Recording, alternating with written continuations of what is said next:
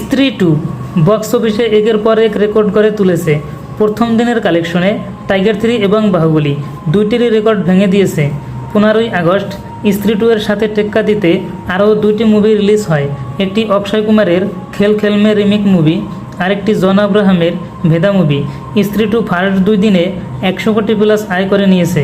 এদিকে অক্ষয় কুমারের খেল খেল মে এবং জন আব্রাহামের ভেদা মুভি ফার্স্ট 2 দিনে মাত্র 15 কোটি করে আয় করেছে। স্ত্রী 2 মুভির কাছে এই দুটি মুভির একটিও টিকতে পারেনি। ইন্ডিয়ান হরর কমেডি মুভির মধ্যে স্ত্রী 2 সবথেকে বেশি টাকা আয় করেছে ফার্স্ট 2 দিনে। বক্স অফিসের সব ধরনের রেকর্ড ভেঙে দিয়েছে স্ত্রী 2। ভিডিওটি ভালো লেগে থাকলে চ্যানেলটি সাবস্ক্রাইব করে পাশে থাকবেন। ধন্যবাদ।